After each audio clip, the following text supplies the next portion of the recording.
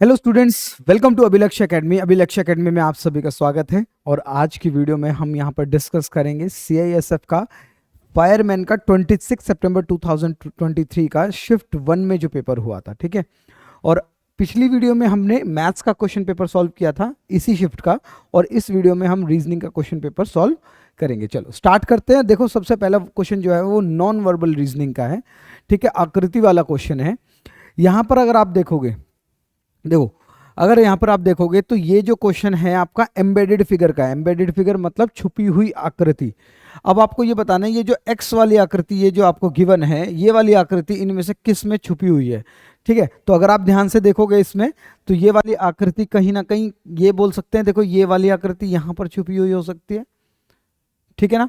तो option number 3 इसका बिल्कुल करेक्ट आंसर होगा। उम्मीद है ये समझ आया होगा पॉइंट, ठीक है। यहां से देखकर आपको ना ध्यान रखना कि यहाँ पे 1 2 3 4 कहीं तीसरे नंबर पे टिक करके आ जाओ, ये वाला नहीं, गलत हो जाएगा। आपको देखना ऑप्शन नंबर, कौन से ऑप्शन में फिगर नंबर 3 गिवन है। ये चीज बहुत गलतियां करते हैं स्टूडेंट, इस बात का आप ध्यान रखना, ठीक है। चलो आगे बात करते हैं। नेक्स्ट क्वेश्चन है आपका मैथमेटिकल ऑपरेशन का। इसमें सिंबल्स चेंज करके हमें बॉड मास की तरह वो क्वेश्चन को सॉल्व करना है। तो जैसा कि अगर मैं यहाँ पर सॉल्व कर लेता हूँ, तो जैसे y का मतलब हमें यहाँ पर क्या दिया है, y का मतलब है हमें मल्टीप्लाई, तो इस y की जगह पे मैं मल्टीप्लाई लिख देता हूँ। w की जगह पर क्या गिवन है, प्लस, ठीक है। x की जगह पर क्या गिवन है, माइनस, और z की जगह पर क्या गिवन है, डिवाइड, ठीक है। बॉड मास का रूल क्या होता है, सबसे पहले डिवाइड करना है, फिर मल्टीप्लाई, फिर एडिशन, सब्ट्रैक्शन। चलो यहाँ पर अगर मैं इसको सॉल्व करता हूँ तो ये आएगा 24 को 4 से भाग करोगे 6, यहाँ पर 8 जमा, और इन दोनों को गुना करोगे तो 8, और 8 और 8 16, 16 माइनस 6 कितना हो जाएगा, 10। करेक्ट आंसर आपका 10 होगा। उम्मीद है ये पॉइंट आपको समझ आया होगा, ठीक है। सिंबल्स चेंज करके सीधा आपको बॉड मास की तरह आपको सॉल्व कर देना है, ठीक है। नेक्स्ट क्वेश्चन की तरफ चलते हैं। नेक्स्ट क्वेश्चन है एनालॉगी का, और यहाँ पर क्वेश्चन में क्या गिवन है कि उत्तर प्रदेश और उत्तराखंड जिस तरह से भी रिलेट करते हैं उसी तरह से मध्य प्रदेश किसके साथ करेगा। अब अगर यहाँ पर आप देखोगे कि उत्तर प्रदेश जो है उसी में से कहीं ना कहीं बाद में डिवीजन होकर उत्तराखंड बना था, है ना। उत्तराखंड पहले यूपी का ही पार्ट था, उत्तर प्रदेश का ही पार्ट था, फिर उसको अलग कर दिया गया। इसी तरह से मध्य प्रदेश का कौन सा पार्ट अलग किया गया, तो आप ये कहोगे भाई छत्तीसगढ़, ठीक है। पहले मध्य प्रदेश सबसे बड़ा राज्य था, लेकिन छत्तीसगढ़ अलग होने से वो अब सबसे बड़ा राज्य नहीं रहा। उम्मीद है ये वाला पॉइंट आपको समझ आया होगा, ठीक है। नेक्स्ट क्वेश्चन पे देखो, arrange the following words in dictionary order. इन सभी वर्ड्स को डिक्शनरी ऑर्डर में लगाना है। अब आप यहाँ पर ध्यान से एक चीज देखो कि हम ना ऑप्शंस के साथ खेलते हैं कि सबसे पहले ऑप्शन में कौन सा वर्ड है, या तो पहले वाला आ रहा है या दूसरा वाला आ रहा है। तो पहले और दूसरे में से ही देख लेते हैं सबसे पहले क्या क्या आ सकता है। सबसे पहले दोनों में आई कॉमन है, तो सी पहले आता है, डिक्शनरी में एस, तो हमने कहा कि सी पहले आता है। इसका मतलब फर्स्ट वाला वर्ड आएगा, एक ऑप्शन हमारा कैंसिल हो जाता है जिसमें टू वाला आया हुआ है। अब जो बचे ऑप्शन है उसमें दूसरा या तीसरा वर्ड आएगा, दूसरा तीसरे में से सेलेक्ट करो। आई के बाद एस आएगा या एन आएगा, हमने कहा एन आएगा, 3 आएगा। इसका मतलब हमारे पास ये दोनों ऑप्शन भी घट जाते हैं और ऑप्शन नंबर ये वाला करेक्ट आंसर हो जाता है, ठीक है। समझ आया आपको, ये बात आपको बिल्कुल क्लियर रही होगी, ठीक है ना। देखो सेकंड और थर्ड में से हमें सेलेक्ट करना था। सेकंड और थर्ड में से आई के बाद एन पहले आता है, एस बाद में आता है, और थर्ड वाला पहले आएगा, तो थर्ड वाला ही हमारे पास पहले था, बाकी जिसमें 2 था वो कट गया। तो ऑप्शन नंबर 2 आपका बिल्कुल करेक्ट आंसर आपको इसी तरह से मिल जाएगा, ठीक है। बहुत ज़्यादा इसमें एक एक वर्ड को अरेंज करने की जरूरत नहीं पड़ेगी। ऑप्शंस का यूज करो, और ऑप्शंस का यूज करके आपको डायरेक्टली आपको जल्दी से आंसर मिल जाएगा, ठीक है। चलो नेक्स्ट क्वेश्चन पर आते हैं। इसमें से मिसमैच वर्ड आपको फाइंड आउट करना है। इसमें से कौन सा वर्ड अलग है, ठीक है। किसी वजह से, ज्योग्राफिकल लोकेशन की वजह से, देखो इसने हिंट भी दिया हुआ है, based on their geographical location. तो ठीक है, अगर बात करें हरियाणा, तमिलनाडु और तेलंगाना और मध्य प्रदेश की, ठीक है, इनमें ऐसी क्या चीज़ कॉमन आ रही है जो एक में नहीं है, ठीक है। तो अगर आप ध्यान से देखोगे कि तमिलनाडु कोस्टल एरिया पर है, मतलब कहीं ना कहीं उसकी जो बॉर्डर लाइन है वो समुद्र से लगती है, ठीक है। हरियाणा की नहीं लगती, तेलंगाना की नहीं लगती, और मध्य प्रदेश की भी नहीं लगती। तो इस तरह से क्वेश्चन यहाँ पर ज्योग्राफिकल लोकेशन पर था, और आंसर क्या आ जाएगा आपका, तमिलनाडु। नेक्स्ट क्वेश्चन की तरफ चलते हैं। 16 25 41, ये जो पेयर आपको गिवन है, इसी पेयर में जो भी लॉजिक लगा है, तीनों नंबर्स के अंदर जो भी लॉजिक लगा हुआ है, वो लॉजिक इनमें से किसी एक में लगा हुआ है, और वो आपको बताना है, ठीक है। अगर यहाँ पर हम देखें, सबसे पहले नजर जाती है कि 16 और 25 तो 4 का स्क्वायर है, और 5 का स्क्वायर है, ठीक है। अब इन दोनों को यूज करके 41 तो किसी तरह आ नहीं रहा है ना। लेकिन इसमें और क्या हो सकता है कि ऐसा भी हो सकता है 16 और 25 को जोड़कर 41 आ गया हो, ठीक है। इन दोनों को जोड़कर तीसरी संख्या बनी हुई हो, देखो 6 और 5 11, 1 और यहाँ पर आ जाएगा 1 और 2 3, 3 और 1 कैरी ऑन 4। तो इसका मतलब इन दोनों का योग थर्ड वाला नंबर है। तो अभी देखो इन दोनों का योग क्या आएगा, 9 और 9 18, 8 आएगा इकाई अंक में, ये नहीं हो सकता।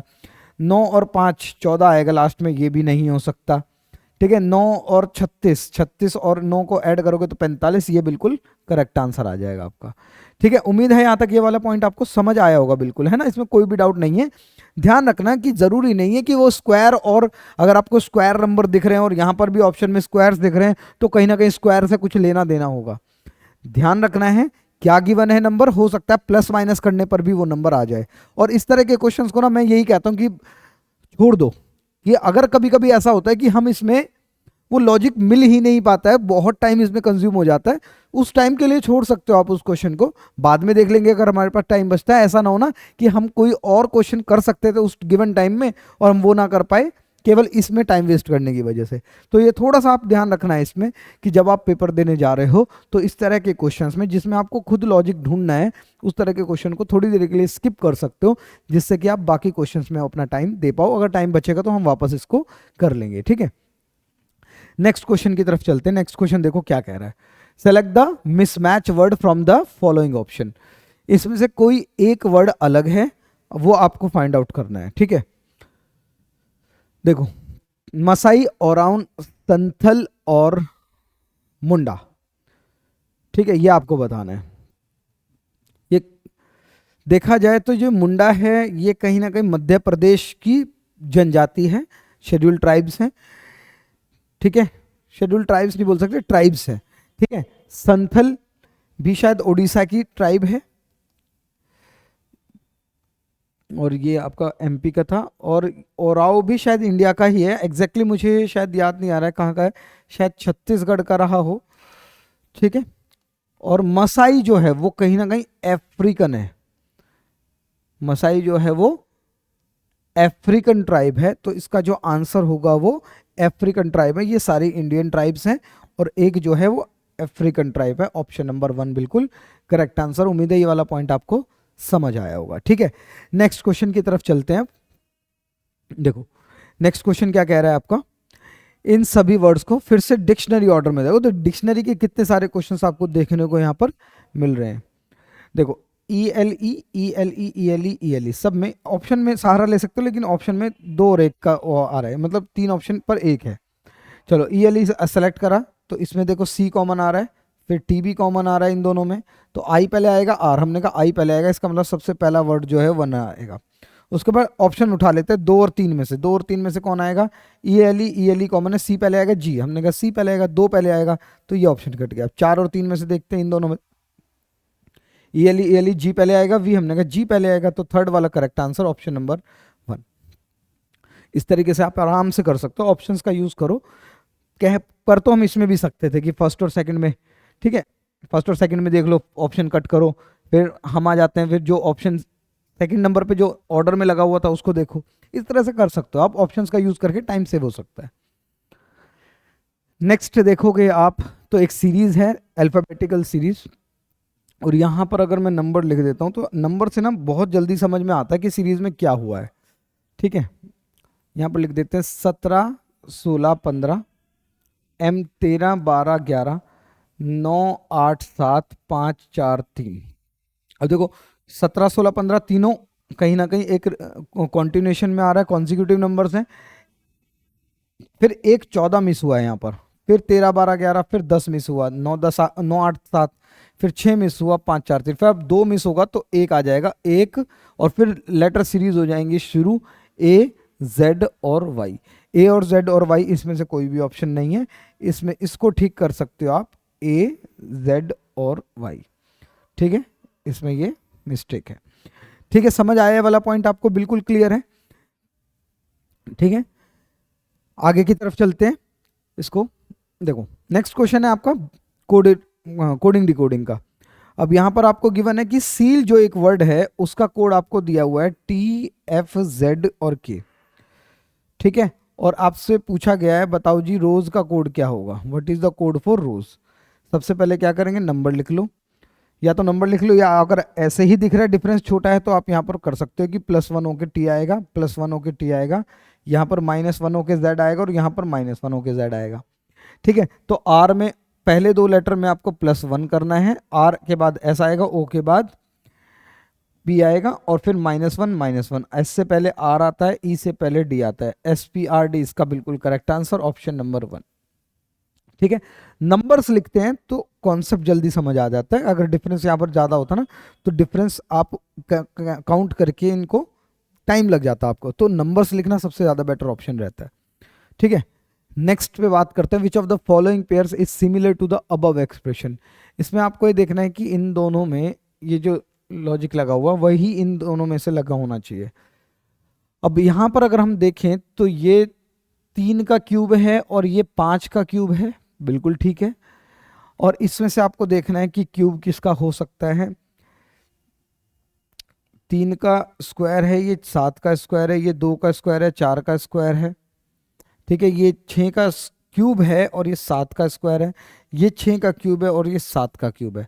तो अगर हम क्यूब पर जाएं तो सब हमारा आंसर यही होना चाहिए कि दोनों ही नंबर क्या हैं, किसी ना किसी के क्यूब है। और अगर हम स्क्वायर्स को देखें तो हम ये भी बोल सकते हैं कि 1 का गैप आकर देखो, 3 के बाद 4 छोड़कर 5 का क्यूब हुआ है, तो हो सकता है 3 एक नंबर छोड़कर बीच में स्क्वायर आ जाए, लेकिन यहाँ पर कोई भी ऐसा नंबर यहाँ ये हो सकता है, ये भी इसका आंसर हो सकता है कि 2 का स्क्वायर और 3 छोड़कर 4 का स्क्वायर, ये भी एक आंसर हो सकता है। लेकिन हम कहीं ना कहीं इसको टिक कर सकते हैं क्योंकि यहाँ पर क्यूब वाली बात हो रही है। लेकिन अगर सेम लॉजिक नहीं मिल रहा है यहाँ पर तो आंसर इसका ये भी हो सकता है ना, कि भाई इनके बीच में एक नंबर का गैप ही होना चाहिए, इनके बीच में एक नंबर का गैप नहीं है लेकिन दोनों ही क्यूब हैं, इस बिहाफ पर भी हम इसको टिक कर सकते हैं और आंसर इसका आपको ऑप्शन नंबर 3 भी करेक्ट हो सकता है कि ये कहीं ना कहीं दोनों का स्क्वायर था, वहां पर क्यूब थे, यहाँ पर स्क्वायर है, लेकिन बीच में एक नंबर का गैप है। ठीक है, नेक्स्ट क्वेश्चन की तरफ चलते हैं। Choose the mismatch word from the following word, निम्नलिखित विकल्पों में से बेमेल चुने। ठीक है, तो कैरेट, रेडिश, पोटैटो और ब्रिंजल। देखो इसमें कैरेट, रेडिश और पोटैटो ये तीनों ही जमीन के अंदर उगने वाली चीज है ना, लेकिन ब्रिंजल बाहर, ठीक है, पौधे पर लगता है ऊपर। ठीक है, तो आंसर इसका क्या हो जाएगा, ब्रिंजल। ये तीनों चारों में से अलग है। क्लियर है, उम्मीद है यहाँ तक आपको ये पॉइंट समझ आया होगा, इसमें कोई भी डाउट यहाँ तक नहीं है। अगर आपको कोई भी डाउट लगता है आप इसमें कमेंट बॉक्स में लिख सकते हैं। ठीक है, और अगर आप कोई सजेशन देना चाहते हैं वो भी आप लिख सकते हैं। नेक्स्ट क्वेश्चन है, how is Priyanka related to the only son of Priyanka's sons grandmother, या प्रियंका के बेटे की दादी के इकलौते बेटे से प्रियंका का संबंध है। तो यहाँ पर देखते हैं, प्रियंका शुरू करते हैं। ठीक है, प्रियंका के बेटे, तो बेटा हमेशा नीचे बनाते हैं, ट्रायंगल, बेटा मेल होगा तो ट्रायंगल, फीमेल होगा तो सर्कल।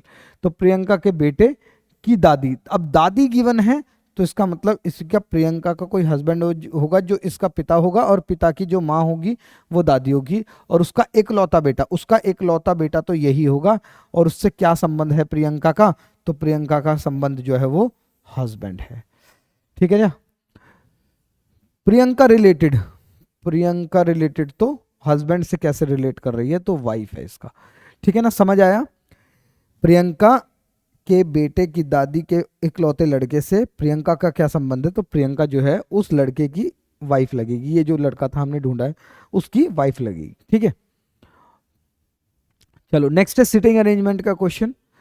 5 व्यक्ति हैं, एक वृत्ताकार केंद्र वृत्त में बैठे हैं, केंद्र की ओर मुख करके।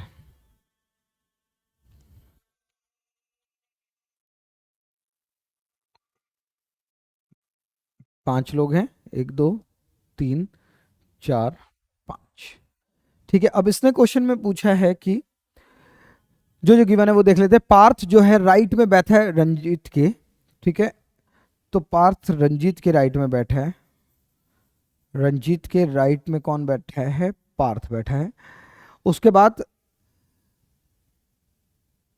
राजू, बिरजू और नरेश के, देखो अब कहीं ना कहीं राजू, बिरजू और नरेश यही 3 लोग हो सकते हैं। तो राजू जो है बिरजू और नरेश के बीच में बैठा है, इसका मतलब इन दोनों में से कोई राजू और बिरजू और नरेश होगा, तो यहां पर राजू को बिठा लेते हैं। ठीक है, और एक चीज और बताया, राजू जो है बिरजू के लेफ्ट में है। अब बिरजू के लेफ्ट में अगर यहाँ बिरजू बिठाएं तो बिरजू का लेफ्ट में पार्थ है, यहाँ बिठाएं तो बिरजू के लेफ्ट में कहीं ना कहीं राजू आ जाएगा। और रंजीत बिरजू के राइट में है, रंजीत जो है बिरजू के राइट में है। ठीक है, यहां तक भी हमें समझ आया। और रंजीत कहां पर, एक मिनट, बिरजू और नरेश, तो नरेश यहां पर आ जाएगा। क्वेश्चन क्या पूछा इसने, who is sitting to the right of Parth, Parth के राइट में कौन बैठा है, सीधे हाथ की तरफ कौन बैठा है, तो आंसर होगा Naresh, option number B, second answer. Clear है, उम्मीद है यहां तक ये पॉइंट आपको समझ आ रहा होगा, इसमें कोई भी डाउट आपको किसी भी तरह का नहीं होना चाहिए। नेक्स्ट क्वेश्चन की तरफ अगर हम चलें तो यहां पर क्वेश्चन फिर से आपका मैथमेटिकल ऑपरेशन का है। यहां पर फिर से सिंबल चेंज करने पड़ेंगे, देखते हैं। y का मतलब यहां पर क्या गिवन है, गुणा, w का मतलब गिवन है प्लस, x का मतलब है माइनस, और z का मतलब है डिवाइड। ये मुझे लगता है सेम क्वेश्चन रिपीट हुआ है, मुझे ऐसा लग रहा है शायद। तो यहाँ पर 4 आएगा, 4 माइनस 8 और 2 चौक 8, 8 प्लस 8 16, 16 माइनस 4 10। फिर से सेम क्वेश्चन रिपीट हुआ है। ठीक है, उम्मीद है यहाँ तक समझ आएगा। ऑप्शन नंबर अलग था, शायद उसका आंसर 10 था, जो कि ए ऑप्शन पे था। नेक्स्ट, एंथोलॉजी जो है वो फ्लावर्स की स्टडी को बोलते हैं। ठीक है, और एपियोलॉजी, एपियोलॉजी किसको बोलते हैं, देखो एपियोलॉजी तो देखो कहीं ना कहीं अगर आप ध्यान दोगे, जो प्रोडक्ट आते हैं, शहद वगैरह आते हैं, उस पे एपी कंपनी का भी एक नाम है, एपिक, एपिक नाम से, तो उसी से एपिक से ही, एपियोलॉजी से ही वो एपिक वर्ड बना है, और वो स्टडी ऑफ बीज है। ठीक है, हिमालय एपिस नाम है शायद प्रोडक्ट का, मुझे एग्जैक्टली ध्यान नहीं, लेकिन उसी से एपिस से आप थोड़ा सा ध्यान दो कि एपिस अगर है तो कहीं ना कहीं एपियोलॉजी तो आ रहा है वहीं पर। ठीक है, तो इसका मतलब स्टडी ऑफ बीज हो सकता है, क्योंकि स्टडी ऑफ इंसेक्ट कि मेरे ख्याल से वो होता है कि स्टडी ऑफ इंसेक्ट्स का ध्यान नहीं आ रहा है, bacteria, bacteriology, study of science, biology, insect, entomology तो नहीं है इसका, शायद यही है।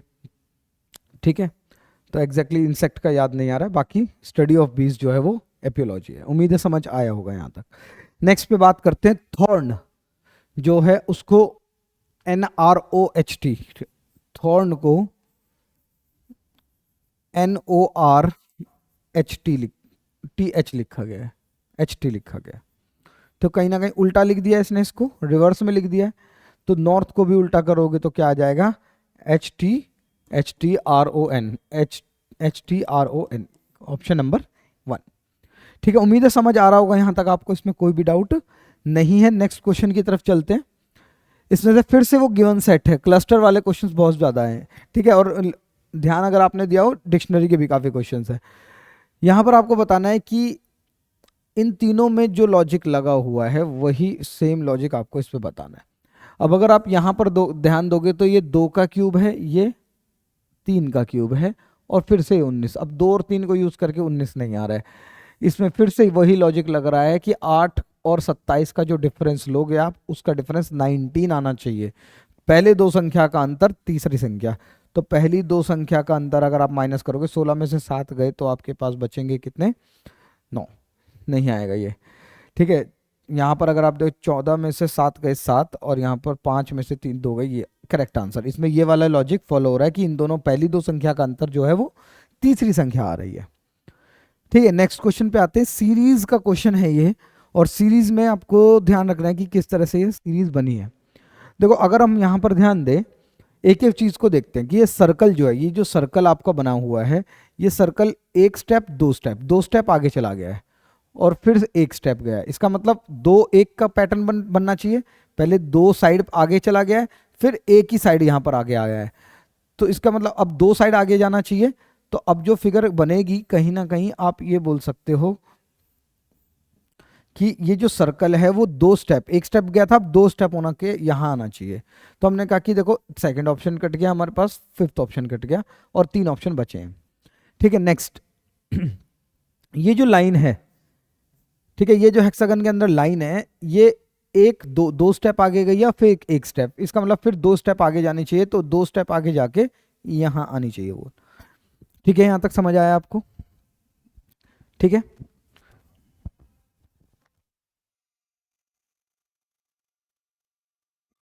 नेक्स्ट, नेक्स्ट देखो ये जो लाइन है, ये जो एरो है, ये एरो जो है एक कॉर्नर की बात करते हैं, 1 2 3 कॉर्नर आगे गई है, फिर वहीं रहा, फिर 3 कॉर्नर आगे जाना चाहिए, तो 1 2 3 नीचे की तरफ आना चाहिए। ठीक है, ये फिगर बनेगी। और ऐसी फिगर किस में दिखाई दे रही है हमें? ऑप्शन नंबर 4 में। ठीक है, डायरेक्शन यही है तो यही रहना चाहिए। ये इसमें डायरेक्शन सेम आ रहा है लेकिन इसकी डायरेक्शन अलग है। इसमें घड़ी की दिशा की तरफ इसका एरो घूम रहा है, देखो, है ना, लेकिन इसका घड़ी की विपरीत दिशा में। ऑप्शन नंबर 4 बिल्कुल करेक्ट आंसर। ठीक है, उम्मीद है यहां तक आपको ये पॉइंट क्लियर हुआ होगा, इसमें कोई भी डाउट आपको किसी भी तरह का नहीं होना चाहिए। Next, completion of figure. Figure complete करनी है। अब फिगर कंप्लीट करनी है, देखो एक जैसी फिगर होगी ना चारों तरफ से, तो आप ये देखो ये वाला पार्ट अगर मैं घुमा दूं तो कौन सी फिगर में दिखाई देगा? ऑप्शन नंबर 4 में दिखाई देगा। Option number 4 correct answer. ठीक है, यहां तक इसमें कहीं ना कहीं देखो यहाँ पर ये जो स्क्वायर है ये वाला मिसिंग हो रहा है, इसमें एक लाइन नहीं है यहाँ पर, इसमें अंदर वाले में स्क्वायर नहीं बन रहा है। ठीक है, ये वाले में बिल्कुल करेक्ट बन रहा है। नेक्स्ट, इन सभी वर्ड्स को फिर से डिक्शनरी ऑर्डर में लगाना है। और अगर हम देखें यहाँ पर DODIR, देखो डी के बाद OIROR है, तो आई सबसे पहले आता है सीरीज में, है ना, तो सेकंड ऑप्शन वाला करेक्ट आंसर। ये दो ऑप्शन कट जाते हैं। अब इसमें अगला वर्ड 1 आ रहा है, 4 और 3 में ऑप्शन देख लेते हैं। डी के बाद ओ पहले आएगा या आर पहले आएगा? मैंने कहा भाई ओ पहले आता है तो 4 पहले आएगा। ऑप्शन नंबर फर्स्ट बिल्कुल करेक्ट आंसर। ठीक है, नेक्स्ट क्वेश्चन की तरफ चलते हैं। डब्ल्यू, फिर से वही क्वेश्चन, बस आपका सिंबल्स यहाँ पर और नंबर्स कुछ अलग हैं। यहाँ पर अगर देखोगे वाई का मतलब क्या है? मल्टीप्लाई। डब्ल्यू का मतलब क्या है? प्लस। 6x का मतलब माइनस, और जेड का मतलब फिर से डिवाइड, सिंबल वही है।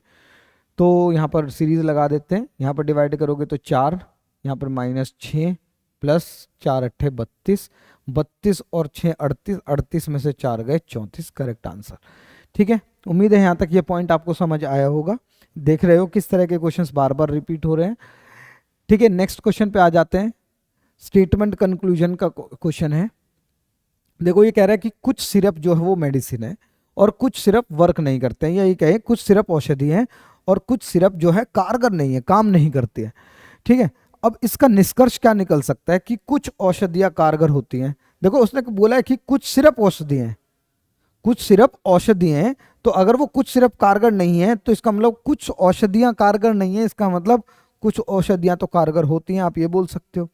कोई भी कारगर चीज दवा नहीं होती, ये उल्टा बोल रहा है। इसने सिरप की बात करी कि सिरप कारगर है या नहीं है, ठीक है, लेकिन ये कह रहा है कि कारगर चीज दवा नहीं होती, ये बिल्कुल गलत हो जाएगा। कंक्लूजन नंबर 1 आपका बिल्कुल करेक्ट होगा कि केवल पहला ही निष्कर्ष करेक्ट है।